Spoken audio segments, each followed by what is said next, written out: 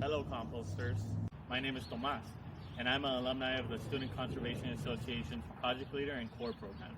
In honor of Earth Day's 50th anniversary, Student Conservation Association is making online conservation models to create a healthier you and healthier planet.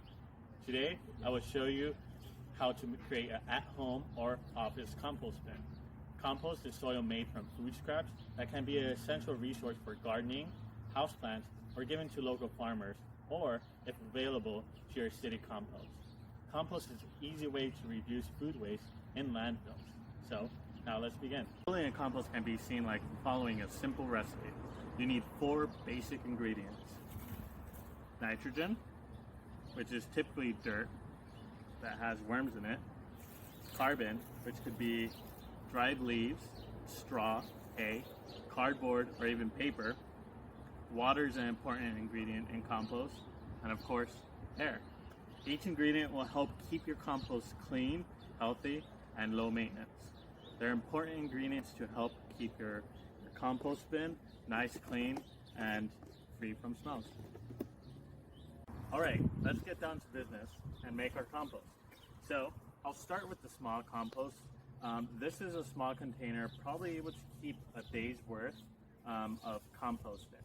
Remember that if you're composting at your desk, you got to make sure that you're maintaining and emptying out your compost either on a daily, weekly, or monthly basis depending on its size. We'll go with the day-to-day compost bin for right now and then gradually move on up to larger compost. All right? So like I said, we need 4 basic ingredients. The 2 last ingredients, water and air, will naturally happen from food scraps and your environment.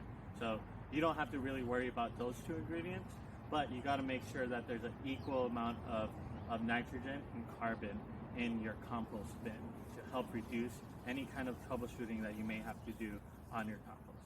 So for this, I like to layer the bottom of my compost with a small layer of soil. So this is going to be our nitrogen again. So the bottom of my compost is typically going to have some soil in there. You could use dirt, you could use any kind of basic potting soil, anything that's just basically dirt into your compost bin. If you see here, I have a small layer of dirt in my day-to-day compost bin. This is going to be pretty crucial in helping reduce smells and moisture in your compost. So I have here food scraps, which is also a source of nitrogen that's going to be in your compost. Let's say I just happen to eat lunch. I'm going to go ahead and put my food scraps into my compost bin. And since I don't want it to smell or stink up or attract any kind of flies, I'm going to go ahead and use this old cardboard cup container. I'm going to rip some pieces off, and this is going to act as my carbon. So I'll put that right on top, be a nice layer, and cover it up.